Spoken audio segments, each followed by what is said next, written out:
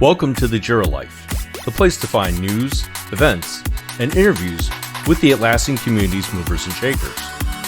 Join our hosts, Alex, Dr. Jira Ortiz, and Rodney, the Jira Guy Nissen, as well as the JirAmigos in the Peanut Gallery, as we sit down and discuss the latest going on in the Atlassian ecosystem.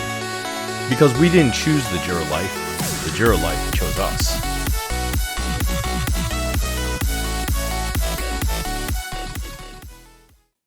Hello, JirAmigos. You may notice that we are doing things a little bit differently this week. Rather than our normal live stream, we actually have an interview with Atlassian CEO Mike Cannon-Brookes, which we are fortunate enough to get to record while the TJL Crew is at Team 25. I'm actually recording this segment the following morning, and it still doesn't feel entirely real. But it was a way too big an opportunity for us to pass up. Don't worry, though. Next week, we'll be back with our normal live stream where we'll be talking with Ken Paetzold from GitKraken to talk about Team 25 recap and DevX in general. Until then, remember that we didn't choose the Jira Life. Jira Life chose us. Well, normally we do these live. I know. We're a little bit out of our element. That's why I was wondering if we had to wait till 9:30. Yeah, no, we're good to go. We work to your schedule on these things, and if it says 9:30, we'll do 9:30. Thank you for accommodating. Oh, yeah, of course. If we were to do this live, we would probably, and you were in Australia, we would probably change the live stream time to match the time to which, if it's like 3 a.m. in Phoenix or something like that, hey, it is what it is. Feels like 3 a.m. now. Yeah. All right. It's been a good long week. No comment. Long week. Yeah. That is true. All right. Well, let's just jump into it. We got a few questions lined up for you. And sure. I'm sure you've seen the Jira Life. I have. Been hearing. So I have.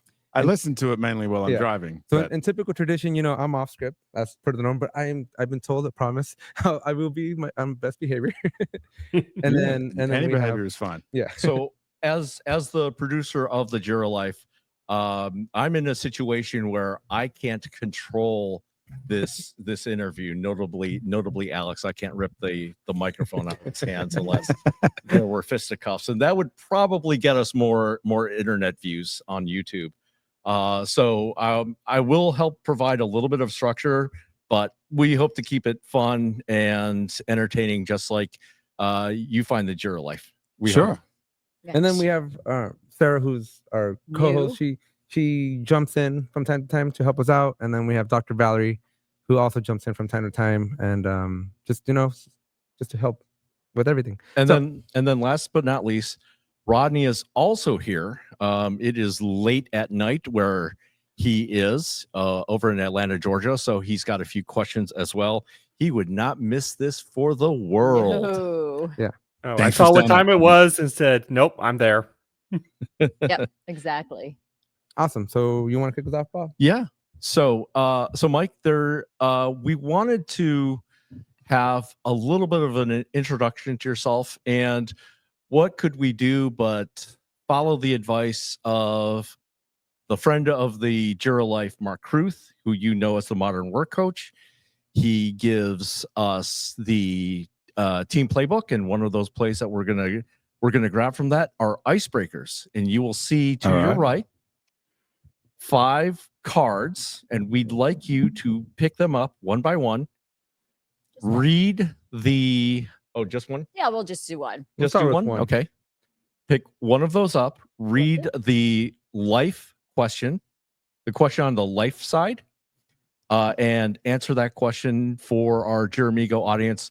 Please remember that we did not write these questions.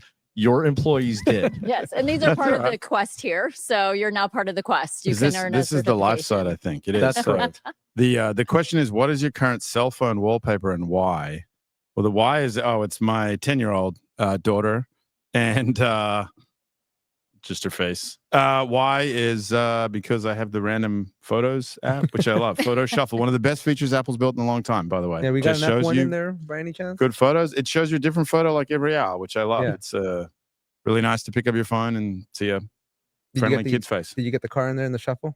I have the car in there in the shuffle. Yeah, I have a bunch of photos of my kids in the car. So I was going to ask, have you been in the car? I have been in the car. There is some very amusing social media footage of me actually from Qatar last year when we were negotiating in Qatar in the Middle East. Okay. And they said, oh, you should get in the car for social media, like to get some content. And I'm not big on the content thing. I was like, and they said, no. Everyone's like encouraged me. So I did get in, but I was paranoid. And then the engineer, as I'm getting in, is like, okay, now don't stand here. They're all like sensors and all this stuff. I was like, oh shit. So I had to try to get in very carefully. And it's not built for people my size. Definitely. It's not. incredibly uncomfortable. And to lower yourself in, you have to like put your feet in. Anyway, I've decided that they're superhuman beings because it was so uncomfortable to be in there for 5 minutes. I don't know how they do it for hours and 5Gs. Yeah, they're athletes. I mean, we talk about they're athletes. They are very fit, very fit. Sorry, so the work side. Oh, this is appropriate. Good question. What's your current desktop wallpaper and why? Well, I think you can see I like design to be changed. So I actually use I'm forgetting the name of it. Not Unwrapped. Unleash. Whatever we have in Trello for the rotating backgrounds. Oh, see, this is the photo handy service situation where our friend Brittany Joyner would Brittany will get it. run in here screaming and charging with that answer, and followed very closely by Mike Day. And I may very well ask her that question. But you can trace Trello it. So in tomorrow. Trello, if you set your wallpaper, there is a service. It's not called Unleash, but it's very close to that. It'll come to me, which provides a lot of free photos. So people upload high quality photos for free, and we use it for Trello wallpapers and stuff. I think we pay for their API. And they have a desktop app that just gives you a new wallpaper every day. And they're always like high quality photos of random things. Okay. So it's always really nice. That would even answer the life hack question. So now I've got a life hack about how to make my wallpapers better. It's just every day. It's a new little, makes your desktop a little fresh, a little different. Nice. Okay. Unsplash. Unsplash. Thank you. That's correct. There you go. Unleash was close. He's cheating. He's got access to the internet. Yes, I do. All right. Do we want to start off with? I think Rodney should Rod. definitely start us off with that first question. And we definitely heard that you're a fan of the Jira Life, so we had to have this question. I like it. Go for it, Rodney. So hearing, and to our great surprise, that you're a fan of the Jira Life, we wanted to know, how did you hear about the Jira Life and what made you start listening? Ooh. I have no idea how I heard about the Jira Life. I'm trying to remember. I would imagine at a conference or Spotify recommended it to me. Maybe I'm not honestly sure. I'm gonna assume it was Sharif, because you and I last year at Team 24, we had a little moment where we all did a 24-hour live stream, and Sharif was like, Mike, check this out. Look what these guys did. And for the server end of live, we recorded a little Loom where I was explaining to you, we stayed up for 24 straight hours as every time zone came into February 15th. That might have been when the Jira Life came into my, wow, these people are crazy. Like, respect to the crazy, the 24-hour live stream for the Who end are of these server. idiots? I've just been subscribed. Now I'm subscribed in Spotify, so it just shows up, and I look at the topic, and I do a lot of driving. I live an hour and a half south of Sydney on a farm, and so I go back and forth a lot. I do a lot of driving, and it's often late at night. I'm getting through some podcasts, and I'm like, it comes on in Does rotation. Mike fall asleep to the show? Or No. he's putting it on at night and being like lulled to sleep. Hopefully not, because I'm driving. That would be bad. That would be bad. Indeed. That's awesome. Shortly after that 24-hour live stream, by the way, we did a 10-hour farewell to Scott. And the reason we did 10 hours, not 24 hours, one, we learned that we were crazy the first time, but two, our recording software has a strong limit of 10 hours, and YouTube has a strong limit of 12 hours. Right. So anything over 12 hours on YouTube, they won't show it to anybody. Okay. So we learned that the hard way over the 24 hours. Really? The last 12 hours was just cut? Completely it was lost forever, history. Whoever was live got to see it. Okay. But forever in the archives of the internet. Oh, no. Yeah, we're sad. So, All right. are you ready? Yeah, moving on. Okay. So we wanted to give it over to Bob to introduce this part. So one of the things that we want to do that we're really curious about is we want to take advantage of this hour or so to talk about your experiences in the past. We have some questions dealing with that.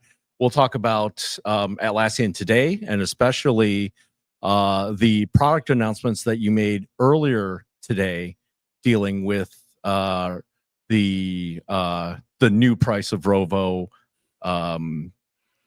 collections, the new cloud products as well. So I'm gonna give it off to Alex to and then we'll also have a few questions regarding the what you see as far as future directions. Sure, sounds great. And legacy. And just because we heard you're a fan, and just for you, we resurrected the quick Quizlet from last season. So there's some. He's got that smile on his face. He knows the quick Quizlet. So be prepared for some famous Quizlet questions to come your way. Okay. We want to hear your answers. All right. So, Let's Alex, do it. All right. So again, take it away. a lot of development happening within Atlassian, and we kind of just want to hear from your perspective. How did we get here? How did we get to today's keynote, right? And so to get there, I kind of want to go a little bit into the past. And for full disclosure, I cheated a little bit. I reached out to employee number 12, number 13, Jens Schumacher. Right. One day I'm going to learn how to pronounce his last name. And I asked him, hey, what would you ask MCB? Well, how can I impress him on the early days? And here's what we came up with. And so Atlassian competed fiercely with Fogboss and Jive in the early days. What do you think made Atlassian stand out and ultimately succeed? Ooh. Look, we've competed with a lot of people over time. I think a collection of events. First one I always put is good combination of hard work and luck. I don't know if we worked harder than those two companies and many others, but probably luckier and maybe worked harder all at the same time. I'd like to think great products that people seem to really enjoy. We kind of, and especially in the early days, we just built them for ourselves and we liked them to work this way. And so it kind of resonated with enough people and that sort of got a community going. And then I would say it's the community and the customers, obviously. I mean, we have an amazing community. I just came from the community function before this.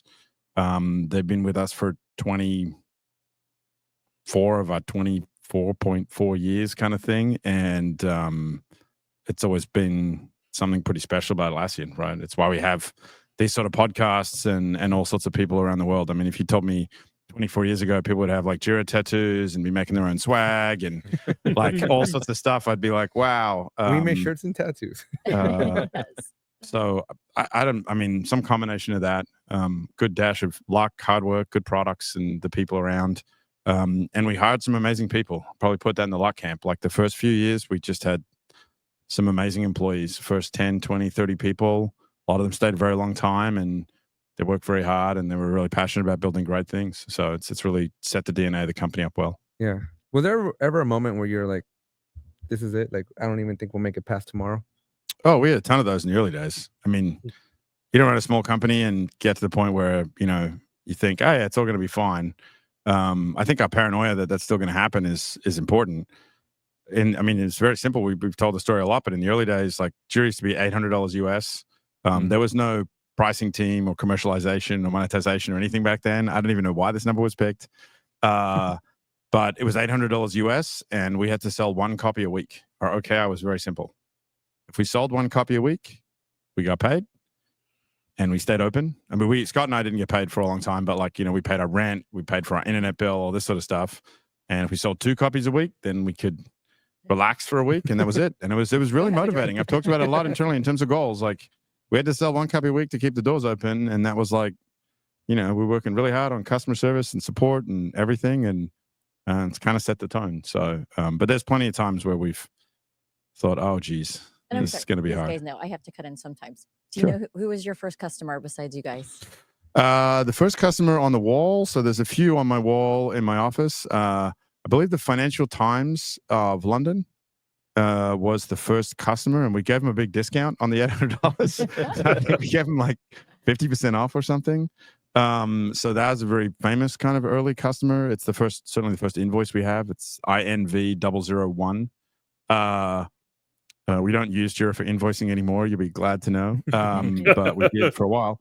And the most famous invoice we have is probably American Airlines, because it was the first invoice that came in on fax machine, which shows you how old I am.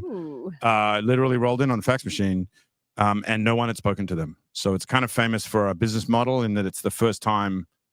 I was like, Scott, have you talking to American Airlines? He said, no, I've never talked to American. It was the first company that downloaded Jira, installed it, got themselves up and running through just documentation software, and then faxed us a credit card number, which again, we don't do anymore. This is not good for payment security. So that was pretty famous. And then before that, before Jira was around, our first dollars came in from Cisco, I think it was. Spent $360 on a support case when we were supporting Orion server, the old J2E app server. Orion. I heard Orion, that today, right? There might be Is that some how you named- Easter eggs in there. Yeah, named your product manager Orion. Go ahead. All right. You're- I see my name a lot here, and they don't like me always just taking over the show. And so I'm just trying to make sure I give my teammates No, Alex, this one's yours. a great It is opportunity. Take it, yours, take it, Alex. All Alex. right. So Atlassian made several unconventional decisions early on, like launching Confluence before Jira had fully taken off, switching Confluence from Markdown to rich text, and introducing a 10-user tier before free was common. Looking back, which of these had the biggest impact? Ooh, that's a great question.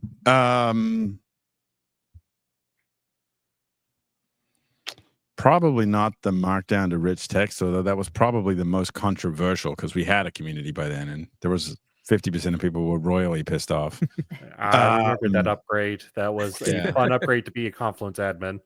I would say probably Confluence. Starting Confluence in 2004, late 2003, it started internally. It shipped in, it was like May. It was like 4 months or something. It shipped pretty quickly. Just because it set the direction of the company.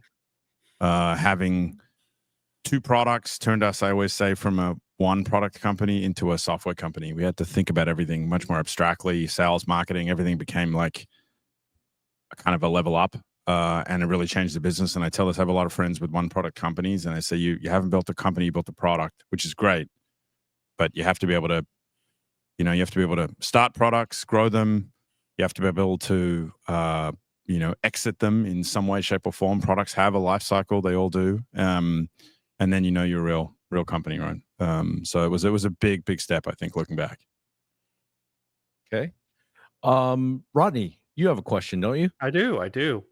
And I'm going to date myself somewhat because I started my journey with Atlassian shortly after this acquisition, but the acquisition of Greenhopper, which became Jira Agile and then Jira Software with the Jira 7 upgrade, added indispensable Agile project management capabilities to Jira, and it made Jira synonymous with Agile for many years. What factors influenced the decision to acquire Greenhopper rather than developing some of these similar features in-house?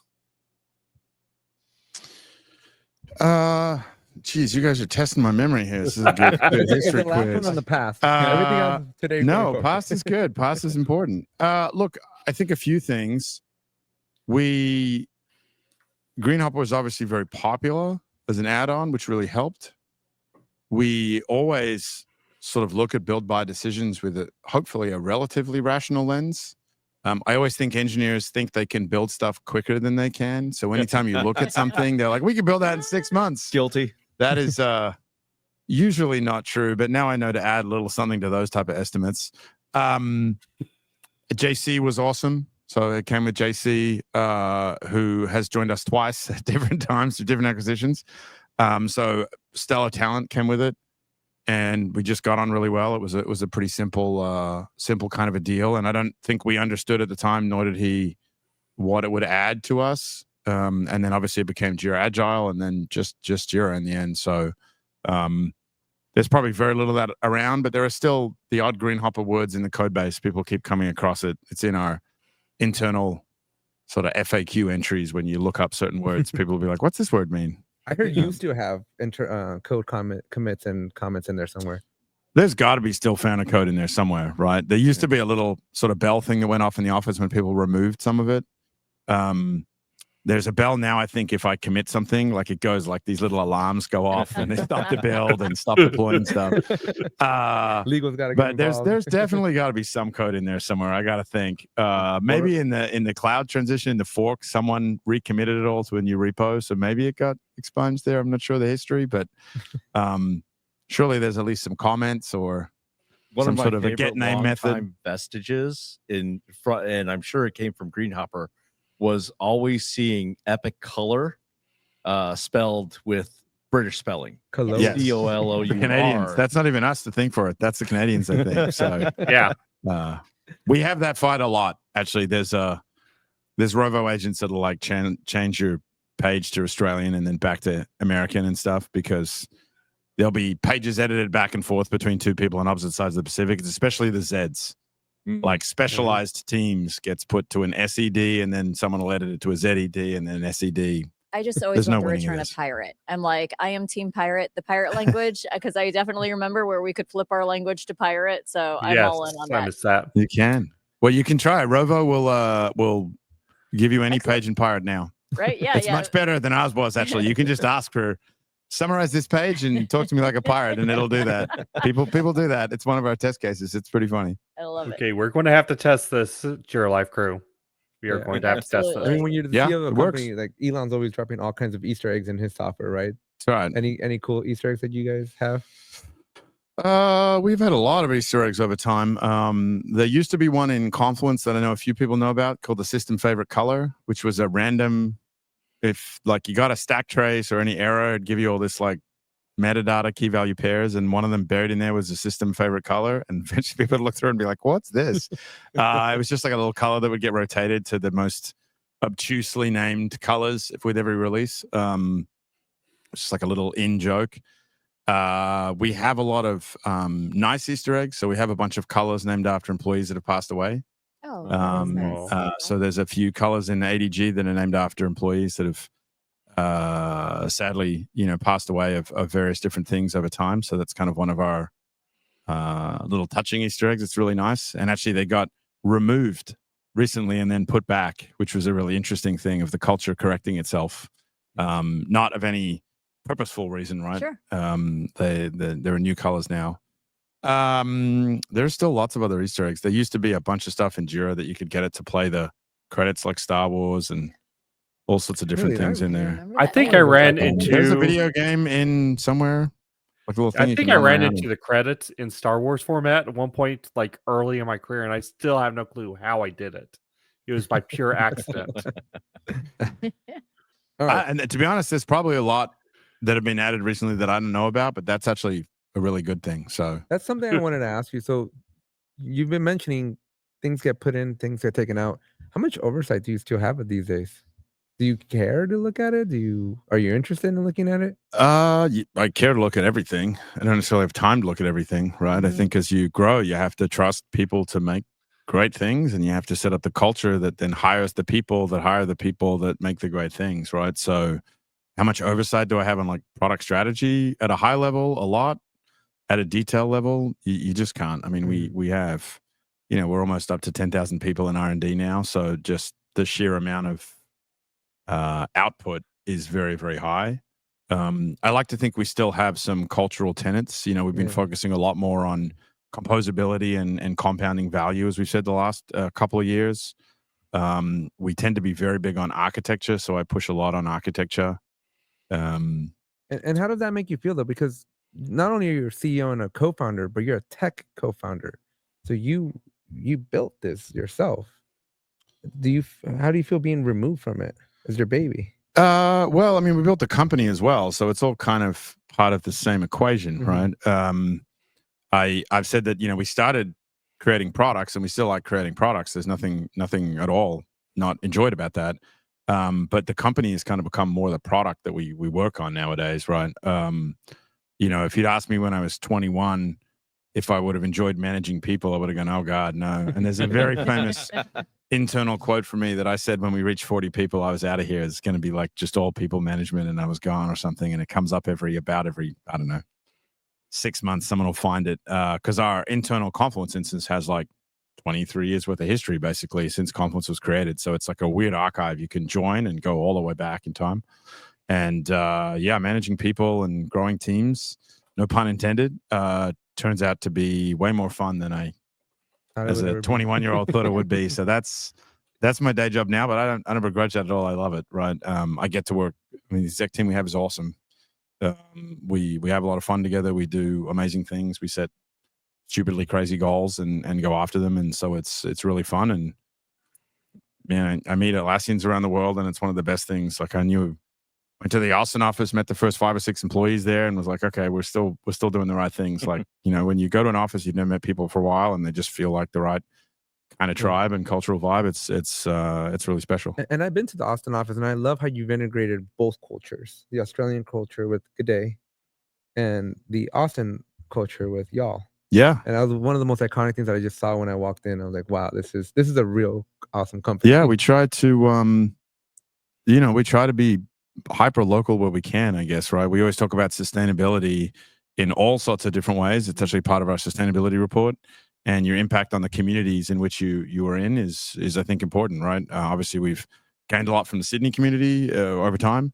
Amsterdam, New York, San Francisco, Austin, all the places that we have offices in Bangalore, Manila, etc. So, we try to support local causes and through the foundation, and make office feel like there. I mean, if you're in Austin, you want to walk in and feel like it's uniquely Austin, right? There's lots of keep Atlassian weird stickers and stuff like this, like lots of little in cultural jokes, and it's really nice. Yeah. So one of the things, let's not dwell too much on the past. Let's start pivoting to the present, including today. And one of the things, and they're definitely like half or 3/4 of the Jira Life crew are come from data center, and so we still have a little place in our hearts for data center. And I noticed sometimes it sounds like the data center life. It's just, I think it was just less cool on a t-shirt. So you No comment. You're not wrong. Don't tempt Rodney. He will grab that domain if it's available. Yeah. So I'm I gonna think guess Rodney, it probably I'm sure Rodney, is. I mean, I'm sure Rodney has a few questions on that. The Atlassian tools, obviously, we started out on server. We have moved on to data center since then, and now we're moving on to cloud. What was the mindset of leadership during each of these shifts? And what are things you miss from when we were on server, when we were on data center?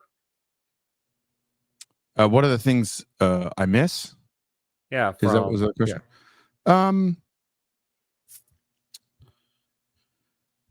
Look, a few things. I mean, the mindset shift is just trying to go to where the future is, right? If we didn't have data center and cloud, we'd be dead, right? We wouldn't be around at all as a company.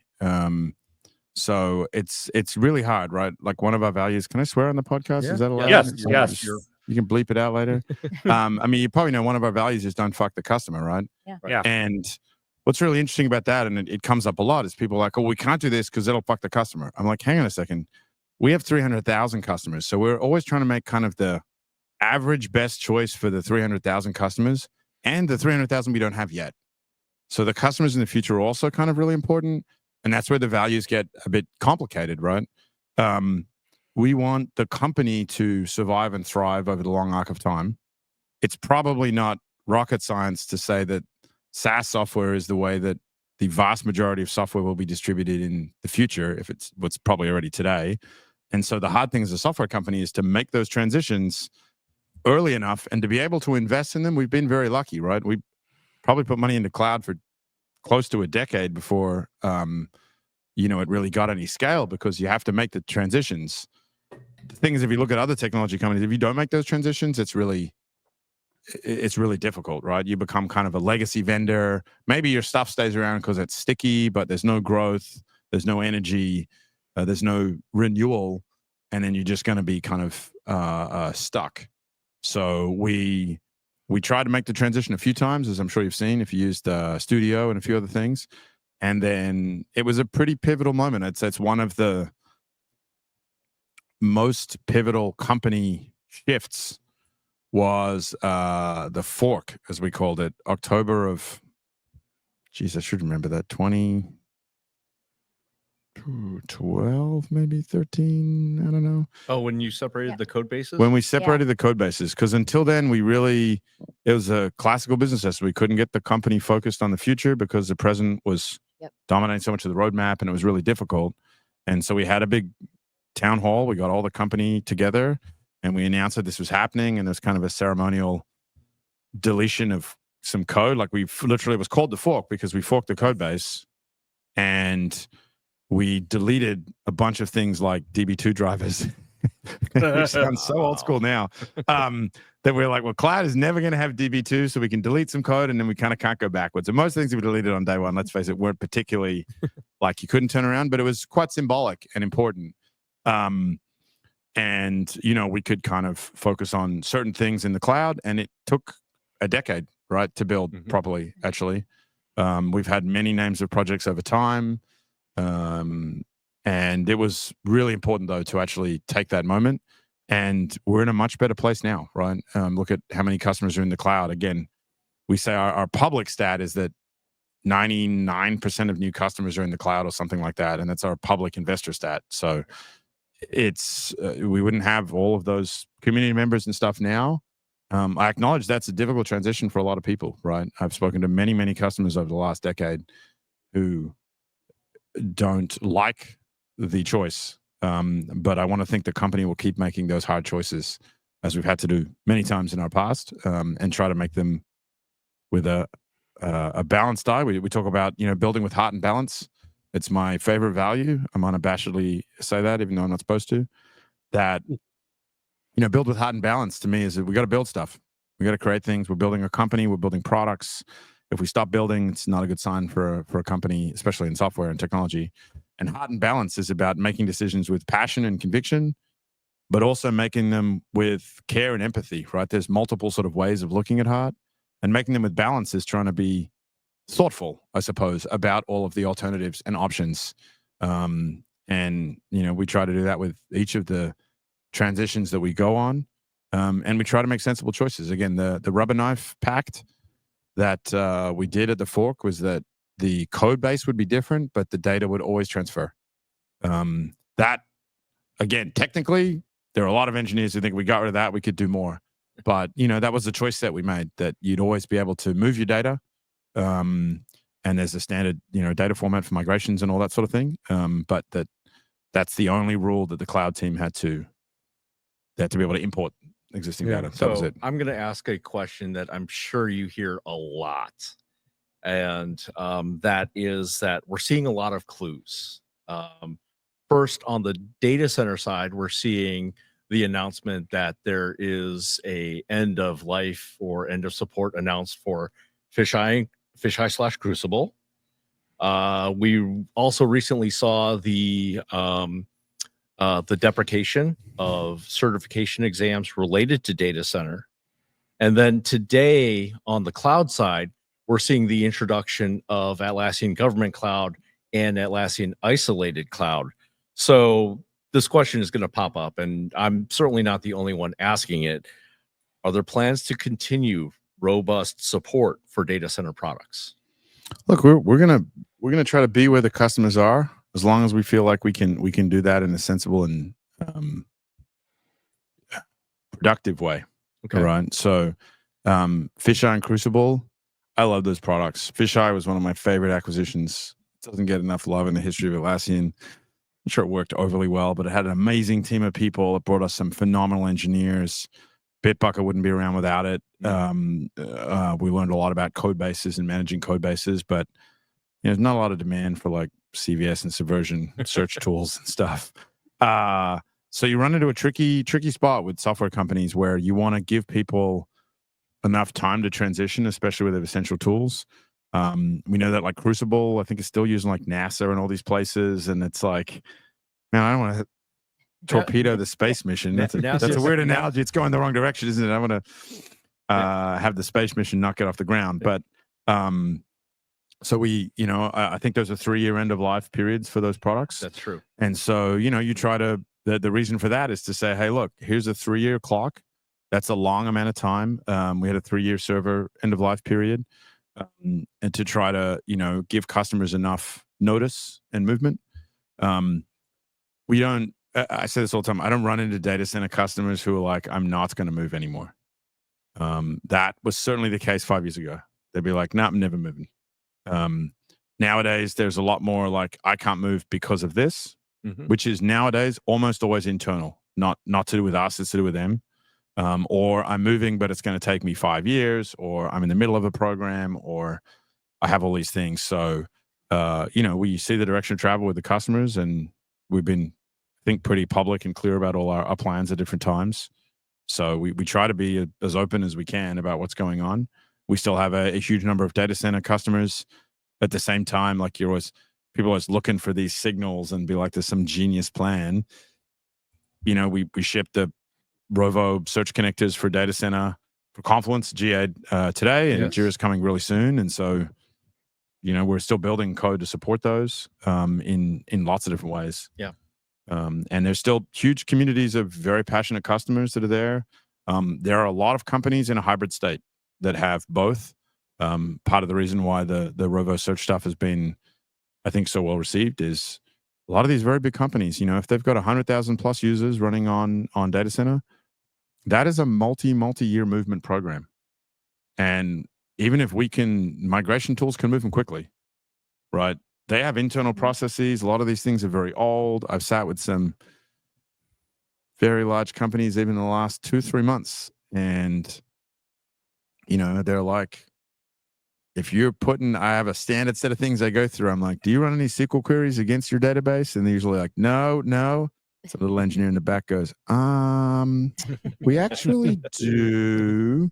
And I'm like, are they pulling data out for reporting or are they putting it in? And they're like, well, we definitely pull data out. Do we put anything in, Gary? And Gary's like, we do. It seems to work. I'm like, it works fine. Lots of people inject data in the database. And so there's lots of things like this that take a lot of time. They've got all these systems plumbed in and all these workflows. And so, we've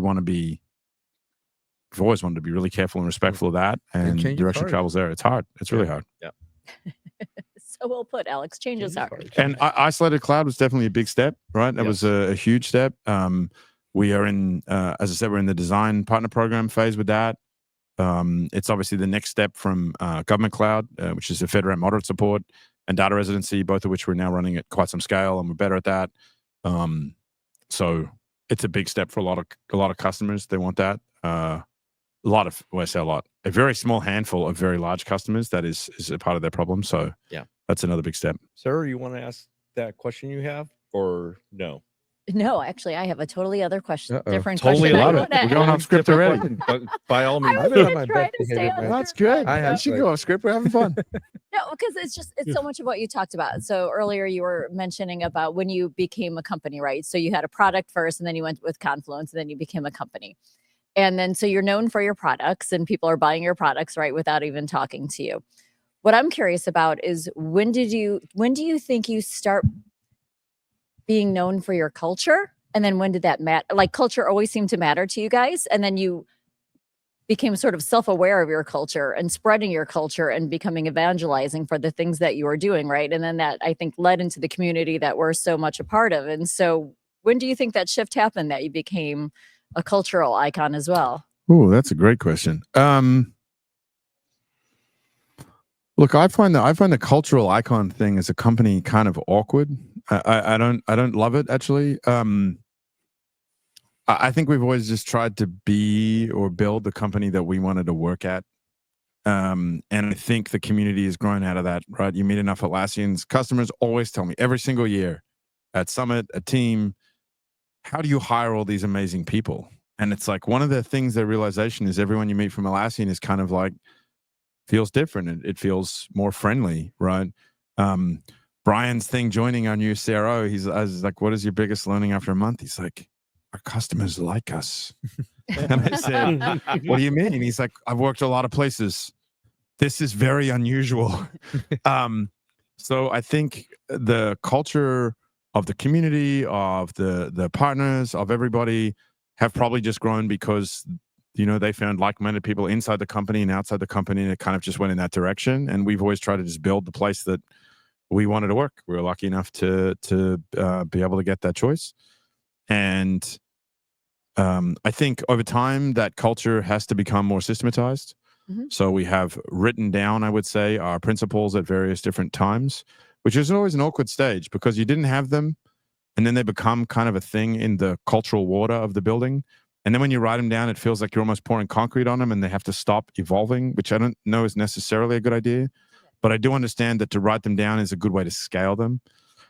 That's become Team Anywhere. That's become like the values, a lot of parts of the mission and how we work, a lot of our sort of employee cultural items. A lot of them come from people and cultural stewards, but often when people leave, they write them down. Like people leave after 10, 15 years, they write these big posts that become quite iconic about how to keep Atlassian like Atlassian. So I hope we keep our culture evolving in a good way.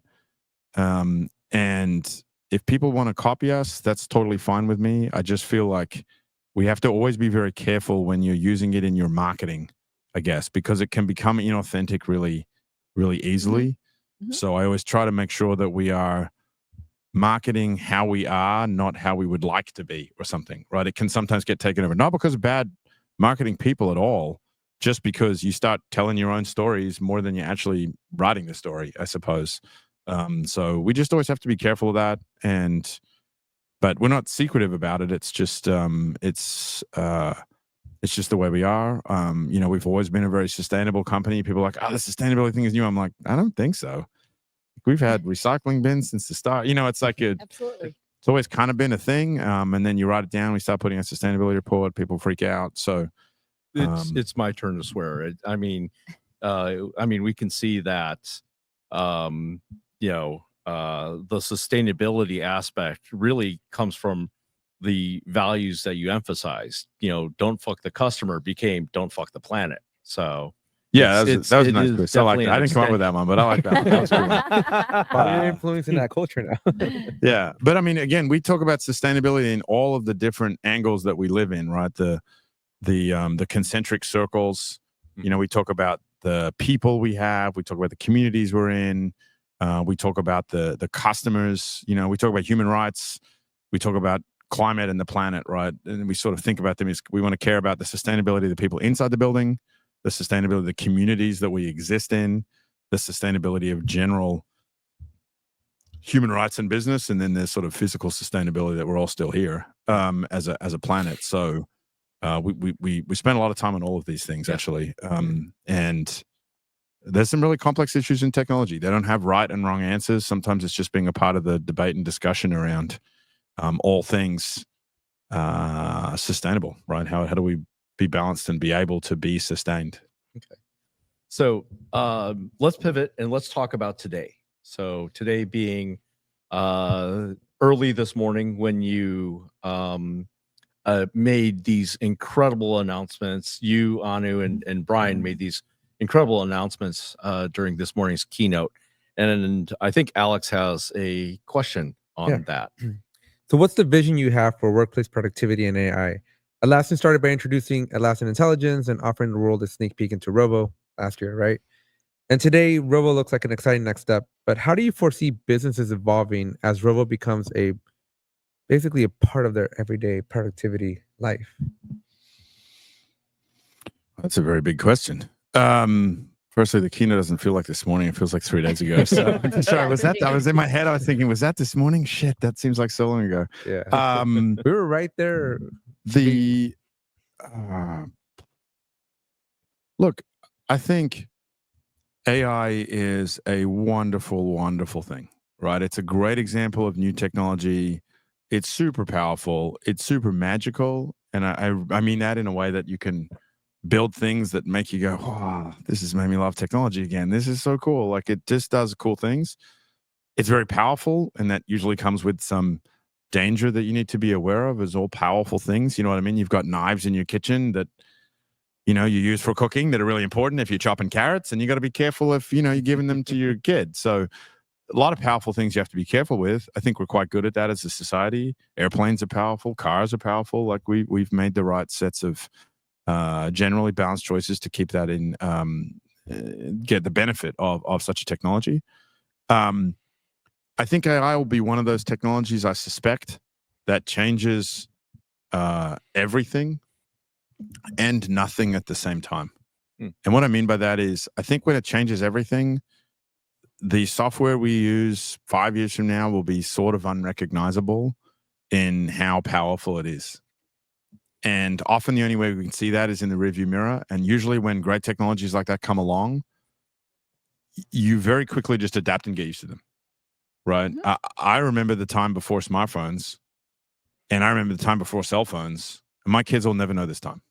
They will never not be like, wait, you couldn't get to Wikipedia on your phone whenever you needed it. And maybe they won't even have Wikipedia, right? But like, I still go, it's fucking incredible that I can open this thing in my pocket like a Star Trek communicator and pull up any fact in the world from anywhere I am. Like, this is mind-blowingly amazing technology. Yet we're all just totally used to it now, right? You just Right. get up and you pull out your phone, and even Wi-Fi, right? Do you remember the first time you got Wi-Fi in your house? You were like, oh my God, the internet is coming yeah. through the air. Yeah, I played the And- dial-up sound for my son the other day. He's like, "What in the world is that?" I'm Yeah, like, that's how we exactly. got on the So- internet.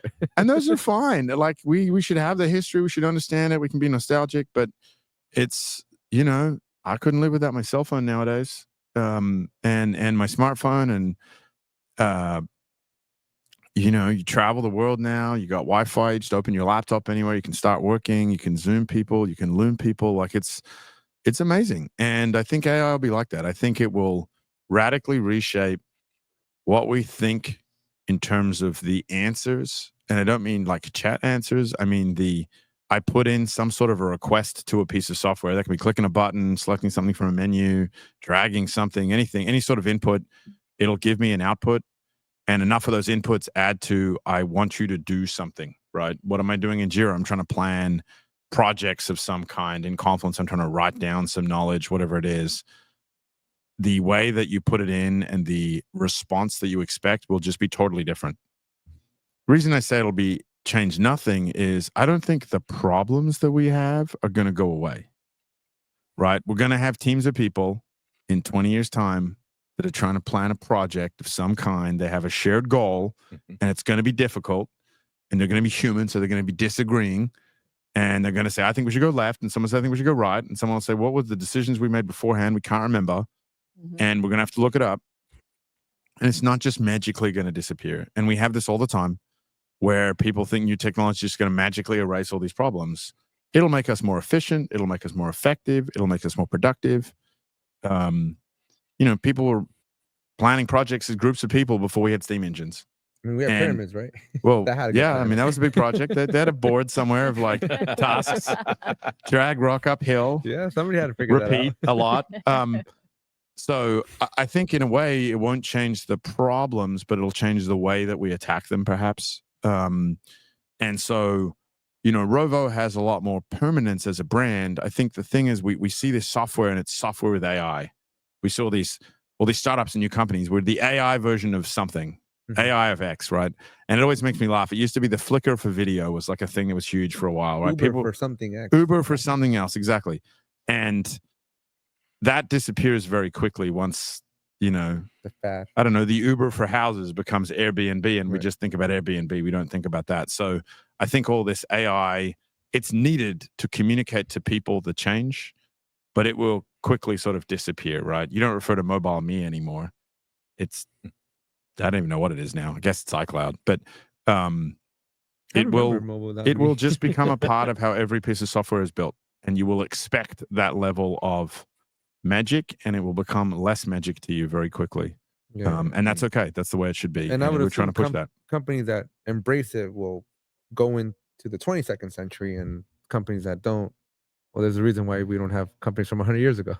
Well, that's right. And we've, you know, 22nd, we're trying to get to 2030. So the 22nd century seems like a long time away. And we're a pretty long-term thinking company. You know, if you think 5 years from now, what's around in technology, it's a pretty hard game to play. I think we have the luck of having been around for 2.5 decades now, almost 2.5 decades, I should say, and having survived through skill or luck, maybe a dash of both, multiple technology transitions, right? We started just at the era of a new technology transition, right? We literally had a hunch that we could sell software on the internet, and that was a downloadable zip file. It started as a downloadable jar file, by the way, and then it was a downloadable zip file, and that people would do this and give us money through a fax machine. Now, this was the smallest hunch of what the internet and SaaS has obviously become, but we were pretty right on that. But I remember we did for a hot second debate whether we needed to build some client server stuff, because we had competitors in the very early days. They wouldn't think of us as competitors, but we thought of them as competitors. For Jira, I think there was Test Track Pro. There were a few others around at the time. IBM Rational tools like So this is pre-Rational. So this is before Rational existed, right? Rational wasn't even a thing when we started. I know our old CTO came from Rational. But they sold like client licenses for like $2,000 a developer, and you had to install something on your computer and you could run the client software. And then they tried to sell the internet connector for like 50 grand. And the internet connector was like basically the web interface to the thing. And you were like, what? And even we were like, I don't think that doesn't seem like a good business model, right? Because the web has a sort of a much lower cost of operation. So we didn't see the first side of the transition. We kind of benefited from coming along, and we were like the internet thing, even though it wasn't SaaS.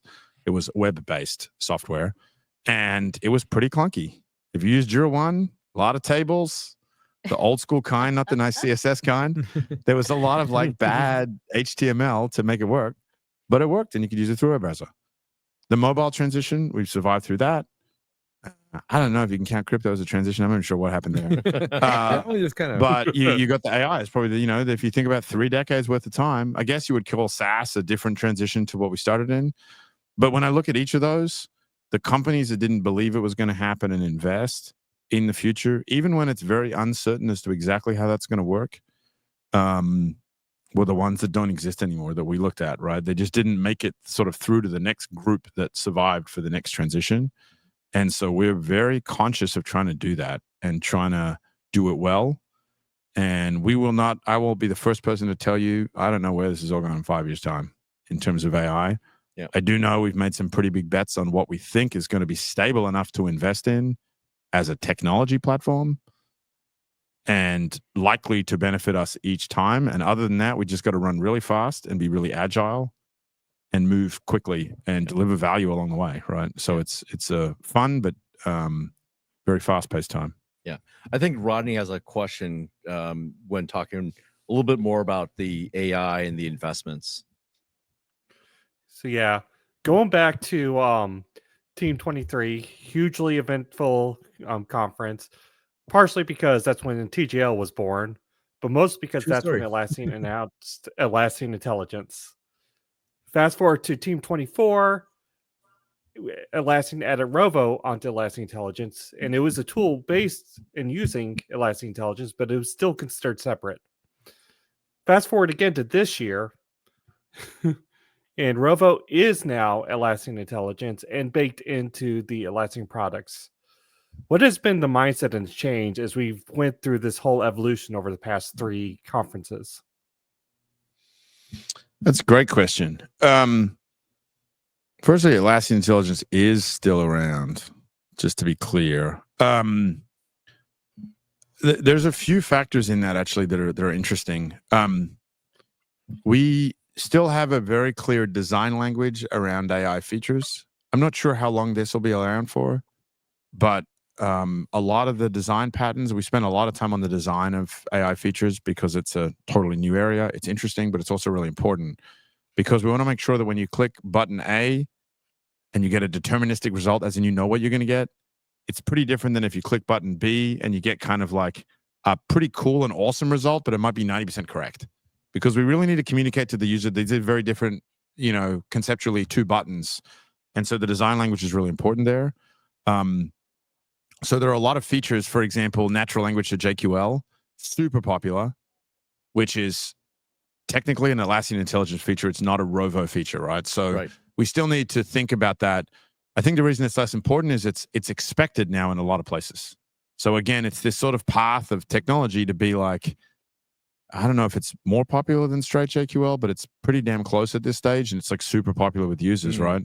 And so eventually that's just going to be like what they expect. It's not going to be like a different method of inputting. It's just going to be what's expected. And so you see that with a lot of AI features, they're just going to disappear down, right? Text generation is probably a really interesting one in any, text area on the internet. You just expect to be able to like correct writing. And we've had this discussion internally because people are like, I think that's always because it can create. I'm like, well, now we have spell checking everywhere, right? Those of us who remember when spell checking used to be a separate app, Then it was a whole like dialogue set you had to click through in Word. Then there was the red underline, and now the red underline's not a word. It's literally in my entire operating system in every single application. Now you don't even have to complete a sentence. Well, Or and complete that, a well, query. that's right. That's what I was going to say. Well, now with mobile phones, which is funny, they invented autocorrect because the keyboards are kind of tacky and digital. And that autocorrect is really just AI changing your spelling. But it's become natural enough that we actually expect it to happen, that now it's gone back to the desktop, but it doesn't even really have a name. If you remember people talking about autocorrect in iOS, it's not a thing anymore. It's just the keyboard. Right. So I think it may go down that path, but I don't know is the honest answer.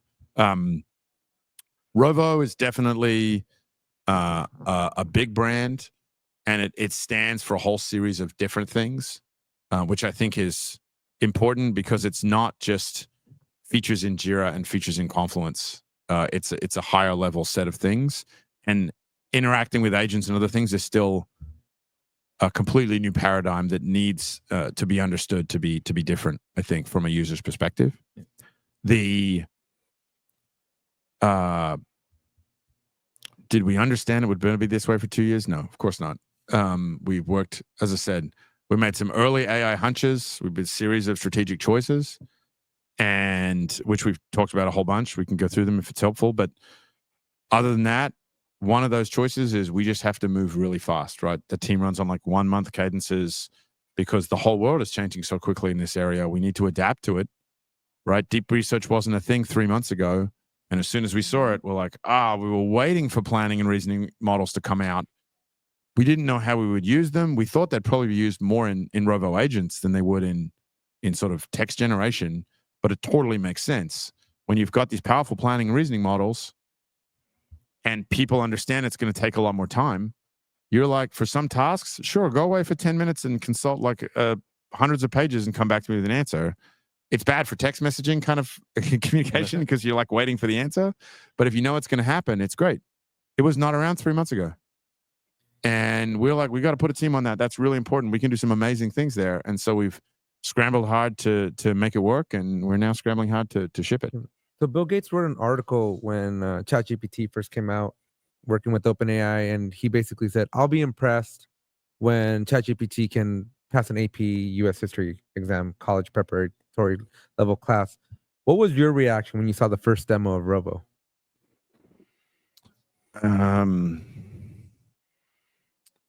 I'm trying to think what was the first demo of Rovo. We've had a lot of prototypes. So I think very early on in ChatGPT's evolution, and GPT 3.5 specifically, it was clear that this was a very special thing for what I used to describe as turning text into structured format and structured format back into plain text. And it was very clear to us that we have a lot of really valuable customer knowledge, which is written in plain text. Jira descriptions, Jira summaries, Confluence pages, Confluence whiteboards, technically Loom description, transcripts, right? So we have a lot of really interesting knowledge in text. And if we can turn it into a structured format and then turn the structured format back into text, this can be amazing. So we tried a whole bunch of things. Wasn't entirely obvious that ChatGPT was going to be a thing for a little while, and then it kind of took off. And the other big breakthrough, I guess, was when we came up with our agent model, which was actually quite early, and thinking that we could, we're very lucky. Again, we're often lucky and skilled at the same time. Forge has enabled us to build agents so much better than anybody else. So sometimes in technology, you got to invest in stuff for an awful long time. You're not quite sure exactly where it's going, but it turns out that some other thing comes along and you're like, oh, we built 80% of this awesome thing. And so when we look at all what the competitors are doing, they don't have anything like Forge to build agents on top of. And, we were well on the path of Forge databases and Forge queues and all the bits of Forge that are slowly coming out. And so we knew where that was headed. And it turns out adding the agent skills to Forge was actually one of the easier parts when we kind of had the architecture put together. And we have a huge community of Forge developers. I would say another one of the Rovo moments for me, and then the agents kind of emerged from there, and we had lots of prototypes quickly of being able to sort of fake out a user everywhere. There was a lot of things we had to fix to make it work properly. One of the first demos was a prompt-driven agent. That was pretty cool. Like seeing prompt-driven agents was a real breakthrough because we thought early on, they would largely all need to be coded in Forge. And we still struggle to call a prompt-driven, no-code agent. There's like this weird world of like, when is it really an agent and not? But tons of the agents we use every day at work are written by product managers, and Sharif's written a whole ton. And that's cool because it opens up a whole new group of people to be able to create kind of technical functionality, right? That was a big breakthrough when we had the prompt-driven agents. So, one of the things that I want to do, I see Georgia, she's back there. She's no. We're still good on time. All right. So all right, we'll take it. all right, we'll take it. Yeah, because I got to ask a question about team managed projects here somewhere. Oh, Besides no. the data centered show, it's also life. It's the team managed project life. I do want to talk about something that you announced today that really astonished me, and that is customer service management, the brand new app that you announced today. When I normally think about a product that is developed by software developers, I normally think of guys and gals, Women in tech. That code functions, and these functions are the basis for features. And what customer service management showed today was that these were essentially agents performing these features. And so the question is, Is the question in there? there is now. Also, Do I'm you just surprised you're going off script. I'm This is But Jira Life. The script is just Yes. a suggestion. yes. Just saying. So the question is, do you see this as the future of Atlassian products, where they're more based on agents and developments of these agents to perform these features as opposed to discrete code?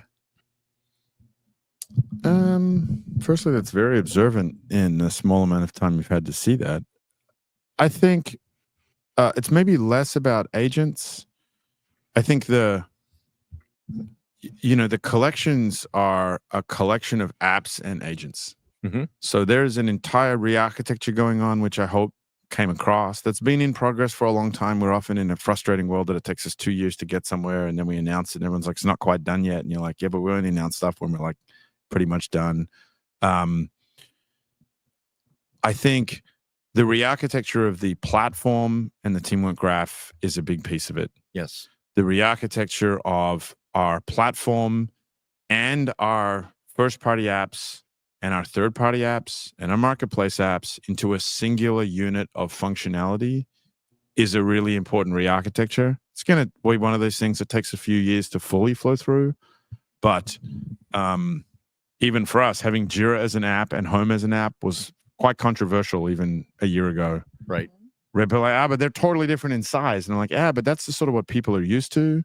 And actually, we have a lot of the crossed functionality to share between things, and we want standardized experiences. And so we're not super strict on what it means to be an app, but we do have a set of definitions that you must pass, etc. And I think that's a big part of the re-architecture. The problem for customers is they don't want to buy 17 different things. Right. They want to buy a piece of functionality. And by the way, that piece of functionality keeps having a different bar. So, you used to buy Jira, and it was fine for you to add on Greenhopper and then Jira Agile. And at some time, it became expected that all project management softwares had a board-like interface and Agile functionality. So it became part of the default, right? That defragging of functionality is something that we've done pretty well, I would say, for 25 years. And we have to keep doing that. 24 and whatever. The defragging of functionality into apps and collections is really important, because what we did is we take 10 products and we make them 28 apps. That makes the user experience better if they're more consistent. The design is consistent, and you can move around them. You can share between them in different ways. If they're all based on the teamwork graph, that really helps, because then the goals app creates goal objects, but goal objects can appear all over the place, right? Just like, you got the Photos app on your phone, and you can share them to messages or share them to email or share them to WhatsApp, which is a third-party app as far as Apple's concerned, in a standardized way. This helps us as users because we can kind of navigate the space really easily. Agents are a part of that mix. So you'll notice that collections, it's a collection of apps and agents.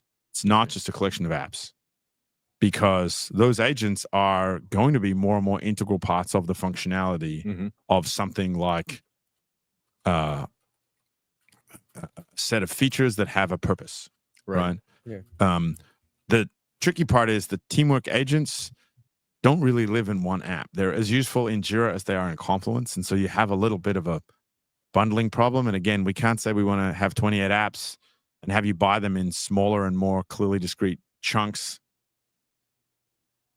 and then have 1,000 agents that don't get bought that way. So there's sort of a nice logical thing to them. And some of them are obvious. The strategy agents and strategy collection, okay, well, they only work when you got focus areas and you have strategy events and other things. So they're obviously require the data that comes with a certain set of things. So I do think, I wouldn't say we've exactly got this mapped out, but the idea that the platform gets deeper and more centralized and we have more apps, first and third party, second party, and custom built for yourself as well. So I think we have 6 types, our apps internally, type 0 to type 6. That is likely to be the way that we build more and more functionality upwards, and more functionality gets built in the base platform. You can see that in focus and talent, which are by far our most developed.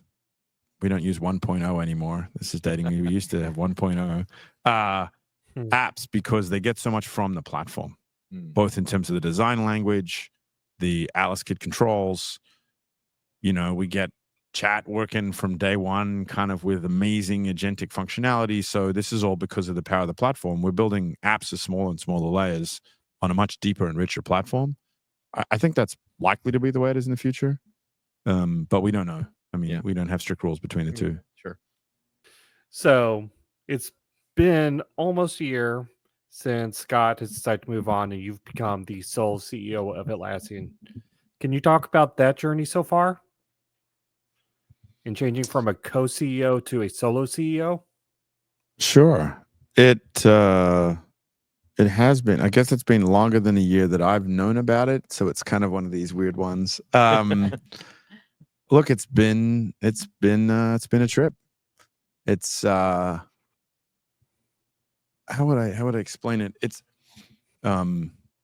firstly, I would say it's definitely not all me. So one of the things we talked about as an executive team is it's not just Scott leaves and I'm doing twice as much work. It's okay, everybody in the exec team has to kind of step up and take a part of his job, right? He was doing a ton of things, and everything from functional leadership to, you know, cultural stewardship, I guess. And everyone on the exec team had to step up and take a piece of that job. And that meant that people, you know, below them needed to step up and take a piece of that job. So I would say his job has been distributed across thousands of people, and that's the way it should be.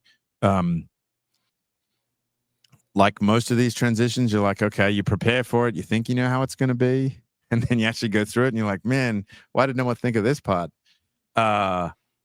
So it's been a lot of fun. It's been a new challenge, I would say, for me and for the company. And I think we'd probably say we've handled it pretty well in terms of continuity and consistency, and that's exactly what he wanted, right? He would like us to keep evolving. He would like us to keep changing. He comes to board meetings now. He has to change his role, right? He's a board member now. So he's certainly, as if you know him, one of our most active board members in terms of commenting on Confluence pages in the board space. So I think that's good. He has to change his role. I have to change mine. And the company will keep evolving. And, you know, this is the way it is, but it's been fun. I would say the team, the Atlassian team, has stepped up amazingly in the last 12 months to fill in the gaps, and from the outside, hopefully make it look relatively seamless. So kudos goes to them. Yep. It's a little scary, by the way, that he's looking fit and happy, and he looks like he's de-aged about 10 years. Yeah, Benjamin Button. I saw him just recently. I was like, dude, this is a bad advertisement for I asked retirement. Jens, I was like, how's Scott doing? And he's like, he was like skydiving the other day or something, or doing some mountain hiking. Yeah, like, he's done a super lot of physical very extreme activities. He's having a really great time. He's doing a lot of really awesome philanthropic stuff as well. So he's look, it's awesome to see him really happy and enjoying himself. we And you were can hopeful- recommend the show to him, by the way. You know, since he's got free Yeah. time, if he He wants should to say he's listen got to free us time, too he in should his listen free all the time, time. right? We Right? were hopeful that enough Atlassians would talk about that 10-hour live stream for his farewell that he would like pop in and say bye guys. But maybe next time. All right. Let's talk over a little bit about the future direction for Atlassian. What vision do you have for workplace productivity and AI? Atlassian started introducing. Oh wait, I'm already there. This is why I That's don't why he follow doesn't scripts. do a You know what? script. We're getting rid of the That's script. exactly Let's it. talk about team managed projects for 1 second here. 'Cause I really Let's want. get to the real Jira Team show. managed Let's just give projects, it I a wanna real ask real you. Jira show. I I have a think love-hate relationship with the team managed projects, and Sure. I work with a lot of folks out there, and they kind of feel a similar sentiment. I get the strategy. I want to hear from you. Like, where was the decision in let's make an easy entry point for folks, but then also keep like the hard mode with company managed? Like, what were you guys kind of hoping to achieve with the introduction of team managed projects? That's a classical software lesson in doing it right and wrong at the same time. Look, the schemes and issue screen schemes and all the stuff that's in Jira that's largely my fault and Work-type Scott's fault schemes. that just bends people's brains in various different ways of pain.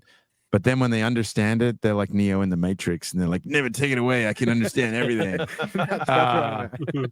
And it Guilty. works. It works really, really well, right? Obviously, it's super flexible. Again, to the don't fuck the customer, the future customers. It's we often forget the insane mountain that we've climbed of understanding to do that, and we want to provide a ramp. We don't want Jira to be like hitting a cliff. And if you happen to be talented enough to scale the cliff, you become a god on top of the cliff. But if you don't, you just pound yourself into the bottom of it until you give up. We would like it to be a gentle, nice walk in a meadow up a hill.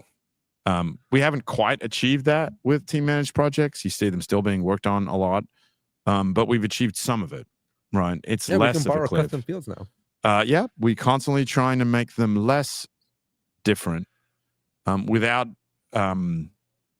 if you look at the evolution to get there, there was a few different versions of these things that didn't quite land with customers. And so team managed and company managed at least makes logical sense to people in terms of, okay, you can have the keys, but I'm going to give you the keys to like, I don't know, Just enough to be safe. a safe version of things.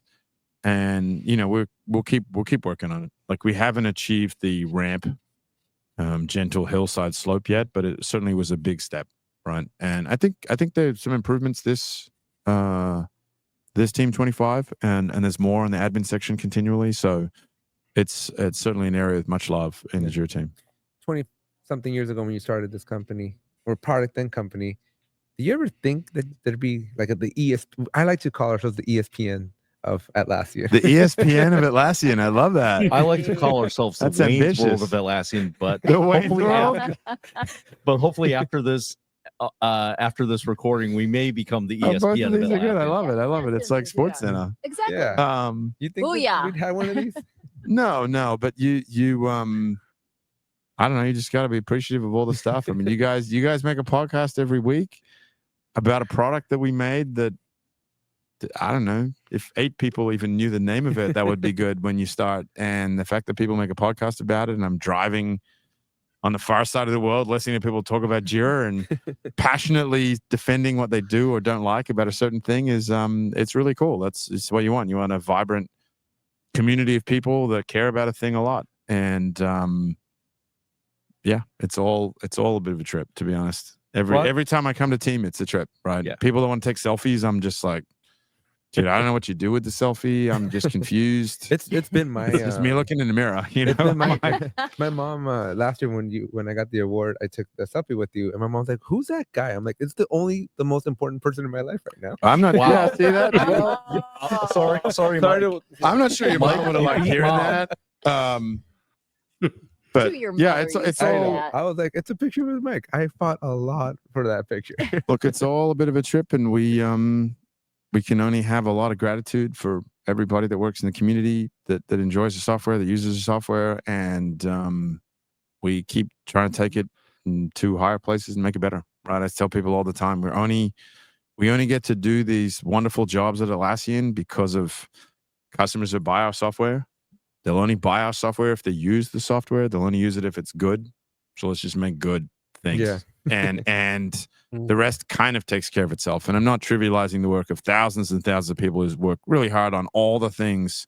It's not just making a great mousetrap and sitting around, but it has to start there, I guess. That's the root of it. And it's a fiercely, brutally competitive industry of really talented people at a lot of companies trying to make amazing software. And that's the game we choose to play. That's what makes it fun. Yeah. But with Rovo, I feel like you're still competing at a much different caliber. I feel like when I look at your competitors, because I spend a lot of time analyzing everything else, right? What you guys are doing there with Team Graph, it's just, I don't think anybody's going to be close to that breakthrough that I think you guys are setting yourselves up for there. That's very nice of you. I hope so. You didn't expect that. I don't feel like the AI race is over and we're like, oh, look, we got some sort of a medal. I think with Rovo, look, we have very, very strong fundamentals. We have a teamwork graph, which is getting incredibly powerful. Like I didn't mention today, it's like we've got such an amazing graph team at the moment working. Shout out to the TWG team. They, not only is it far larger, it's 3 times denser, as we mentioned today, it's like 2.5 times faster than it was 6 months ago. It can query like 4 levels deep on the graph, not just 2. We have a new query engine coming. So it's just an insanely awesome computer science challenge. But it's like, as I've described it, as like the traveling salesman problem, but AI just made a lot of salesmen. Like there's like a lot of them. The cool thing about it, I would say, though, is that it's a fundamentally important and the right level of abstraction, at least for right now.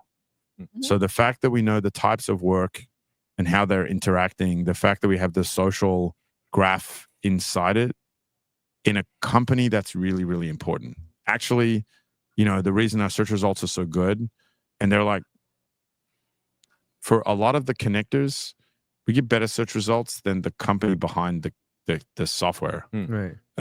Because of the teamwork graph. Because we can integrate the data with other things, right? If we know these Confluence pages are connected to these Figma diagrams, are connected to these Slack messages, et cetera, like that is a really powerful signal across all of that. I don't think we're done, though. We got a lot of work still to do. So, sorry. Rodney, do you have Time check. do you want to do that last question, and then we'll take it to the quick Quizlet? And then we have some gifts, I think. Parting gifts. Party gifts. Yep. All right. So let's talk about legacy. After almost a quarter century of co-creating, evolving Atlassian and a net worth $1 billion, what keeps you going, and what are the signs, or what signs speak to you that it may be time to make a transition? Are you saying I need to go somewhere? What? No, I'm saying, what are you looking for? What keeps you at Atlassian right now? And what would make you go, okay, maybe it's time to move on? Yeah, I mean, I love my job. We get to build awesome things. We have an amazing customer community. I enjoy what I do. It's pretty simple. I wish it was more deep and philosophical than that. I know I don't have to do it. I'm very blessed to not have to do this every day. It's a choice to come to work every single day. And we still work really, really hard. Like it's a hard industry, and I don't think you can do it. I'm pretty clear with people, like you can't do this on 50% time. It's pretty much an all-in commitment. Let me rephrase this question. What kind of dent do you want to put in the world? I think we just want to make great things that people use, right? I think that people use our software is cool. If there's 5, it's pretty amazing. If 50 people have a better job, or people go to their job and enjoy it more, or get more out of it, or achieve something. We're really blessed also that what our customers do with our software is, there's rockets and satellites in the sky. There's drugs over here that are life-saving of all sorts of measures. There are people making self-driving cars. There are people making financial services that give people loans and get them in houses. Like our customer base is pretty global and pretty amazing in what they do, and being so technology driven, it's not particularly hard to see our small impact on what it is that they do. So I think we just enjoy what we do. We want to make great things. We're pretty competitive as a company. We want to compete. So, that's important. We like the sport of competition. Nicely done. We've always been a very, I think, good competitor in a ethical and balanced and open way. But there's a lot of competitive games out there, and we want people to use our software. We want them to use it because it's good, right? We want them to use it because it's great at what it does. That's always been a pretty good talent, right? We want to win by being the best, not win because we're beating someone else, I guess. Okay. It speaks for itself. So, Sarah. All right. So Introduce the Quizlet, and then I'll take over with the questions. all right. So we are bringing back the quick Quizlet from our season 2. These are 5 questions. The idea is as soon as they're asked, we want your answer as fast as possible. Your quick answer is probably going to be your most honest answer. We're modifying the rules. Normally, Alex, we get to judge the questions. For the sake of time, we are not letting him. Alex. We are not letting him. Okay. So Sarah will be asking our questions today. Apparently, you can answer whatever you want, Mike. Okay. All right. Now, this is just, again, your quick answer. Pick Sure. one. Jira, Trello, or Confluence? Ooh, Your favorite child. Confluence. Confluence? I love that. I added that last second. Sorry. I'm so excited. Yes, Confluence. You're I'm right. gonna have an opinion. You're right. on I'm this judging his answers, and I'm telling him he's right. one. See, it's hard not to do. What's your favorite IDE? And then, yes, VI and Emacs count. Oh, then it'd have to be VI. Yes. Yeah. I was actually going to ask that as a clarifying question. Yeah, Vim for me every day. Awesome. And then your favorite, you only have a choice from Shout out 2, to though. BB Edit, by the way. I think BB Edit doesn't get enough credit in the Mac community. We've all moved to BB Edit. It doesn't get enough credit in the Mac community. Yes, it is a very, very fine code editor. Yeah. Long, and unfortunately these days I'm using VS Code, but Yeah, Yeah, and BB Sublime also. If we think about editors and things that have moved through the ages, I think Sublime was an amazing step forward. And now, VS Code is pretty universal, right? Love that. Then we have pick your favorite billionaire Playboy philanthropist from either of these. Is it going to be Iron Man or Batman? That's a great and weird question. Welcome to the Jira life.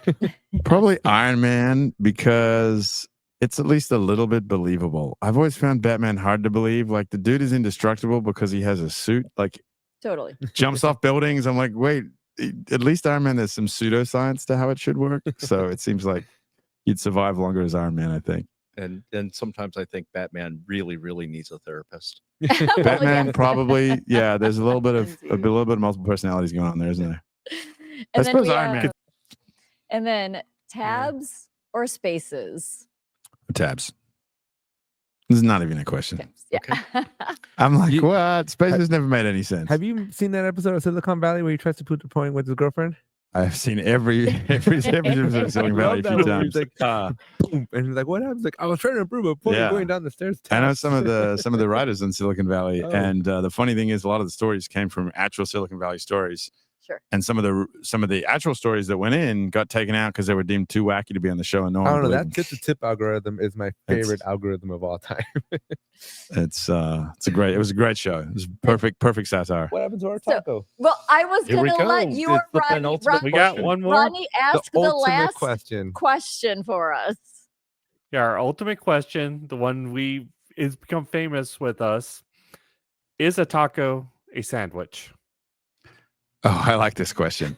I would say no. No, I don't think a taco is a sandwich. I think for me, a sandwich has to have bread, and it has to kind of be open all the way around.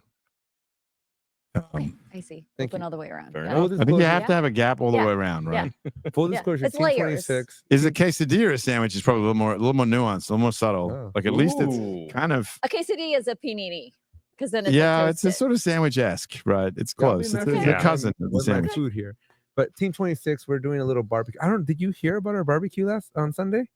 I didn't hear about your So barbecue on Sunday we invited a few. I mean, I didn't get. Did I get an invite to the barbecue? we wanted to. I just wasn't sure if you wanted to show up to a janky Mexican Well, you household. can't show up if you're not invited. I mean, if I wasn't invited, I couldn't show up. So my house Alex's is mom, actually- he used the word janky. You So know, my house is Yankees. 3.5 miles away from here. Yes. Okay. They're really, really close. And so we invited 50 people over to the house, and we smoked barbecue since 11 a.m. Saturday. he supervised. I smoked. He did. and then we brought some of the community over to my parents' house, and we just had a really, his family friendly type of environment in my backyard. That is amazing. And we got really good reception there. But so next year we're getting a taquero, which is a person that comes and prepares just any kind of taco that you could want. Yes. Okay. And so that's So there's happening the taco tie. pre-game before Team Does that 26. person claim it's a sandwich? No, No, absolutely not, no. absolutely not. Okay, okay. Well, then we agree with them. Yeah, That's good. So we'll have a taquero. So open invite 365 All right, days I ahead love of that. schedule. Well, it's a good look. We'll talk to your team. It's a great sign of the community, right? You're thank you for hosting 50 random community members to your house and showing them a bit of culture and love, and that's amazing. We definitely did show culture because my friend Sarah here and Bob, they had never had chorizo con huevo, which is one of my favorite food in the world. Really? Actually, I It's had amazing. chorizo con huevos. Not with my chorizo because our chorizo, Okay. well, because the spice is specific to my region of Oh Mexico. my gosh! Don't Right. get me started. Impossible to get It that. was Lena. We thank Lena, his wife. And then we who made hosted it. pozole, which is one of our Christmas type of staple foods as well. So it was I think again beyond just Jira, beyond Confluence, it's just an opportunity. We have what would have been 3 total strangers a year ago, 2 years ago. And Val. Yeah, and Val. That's amazing. Bella, That's, our producer, she's off camera right thank now. you, although she thank you really for doing should that, come and over. thank you Yeah, for being just- part of the community. This is the what part- makes the broader Atlassian ecosystem so amazing and wonderful and interesting and yeah, we really appreciate that. There So, actually keep on the are a community. few gifts from the community.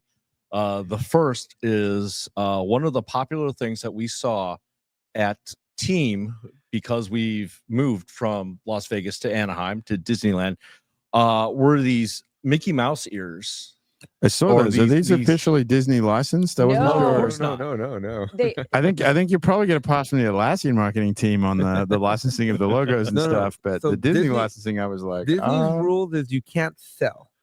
That they're hard on that. You Really? can't sell it. Yeah. Can't sell it, okay. So as long as you give them away, that's okay. which Yes. we are about to do. Did we So- check with Disney legal on this? We love Disney. They're a wonderful customer. ESPN, well, ABC. all of them. remember, we're recorded you right very now. much. We can cut it if we find out and it's not. That's right. It's We're fine. good. We're not Yeah. live. Disney lawyers and Atlassian lawyers, we want to be on the good side. I of appreciate both of these. These those are great. things. Thank you. So one of our community members, Amanda Barber, had put out a call on our Slack channel and said, "Hey, I'm going to digitally print some ears. Anybody want some? Just make a donation."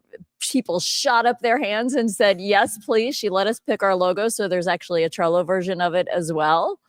And yeah, and then I don't know how many dozens of people. Where'd you get your ears? Where'd you get your ears? Where'd you get your ears? So we expect to see a lot more like that next All year. right. I appreciate that. Thank Yes. you very much. The second one is 3 out of the 4 of us, myself, Alex, and Rodney, along with Ed Gale.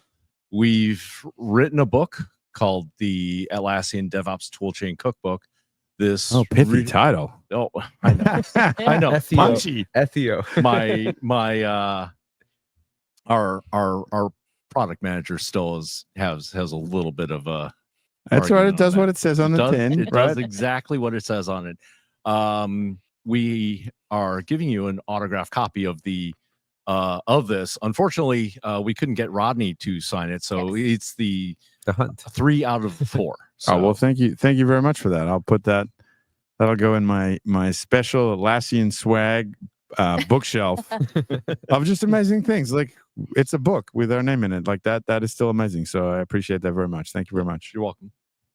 And so I think that wraps us up for this really, really special episode of the Jira Life. There's one last thing that we really, really would ask Mike to do, and that is sign us off with our tagline. I don't know if you have that card Alex, on it's there. next to you. I I don't need a card to know the tagline. You know the Oh, tagline. you know the tagline. Well It's on done. every episode of your podcast. How many episodes can you listen to and be like, wait, they say that in a couple of times? Yes. The beginning, the end. I like your little jingle at the start. Yeah. It's the dance music, right? Love the music. Yeah. Oh, so I have to say, okay, I can say So that. By all yeah, means. yeah, we're Camera, asking you to yeah. say I love it. Okay, well, we didn't choose the Jira Life. The Jira Life chose us. Thank you for listening to the Jira Life. Our hosts are Alex, Dr. Jira Ortiz, and Rodney, the Jira Guy, Nissen. You can find Alex on YouTube at 8Tech Tutorials, and Rodney's blog is found over at thejiraguy.com. Our producers are Robert King Bob Wen and Lena Ortiz. You can catch us live as we record this podcast every Thursday at 2 p.m. Pacific, 5 p.m. Eastern on YouTube at The Jira Life. Be sure to join us and our other JirAmigos of the Peanut Gallery every week to ask your questions, let us know your comments, and just tell us what you're up to. But if you can't join us live, you can still catch the replay over on YouTube. Don't forget to like, comment, subscribe, and hit that bell while you're watching. We're also available as a podcast over on Apple iTunes, Spotify, or wherever you get your podcasts. If you listen to it and think it deserves a rating, we would very much appreciate it, as it will help others discover the Jira Life. Because we didn't choose the Jira Life. The Jira Life chose us.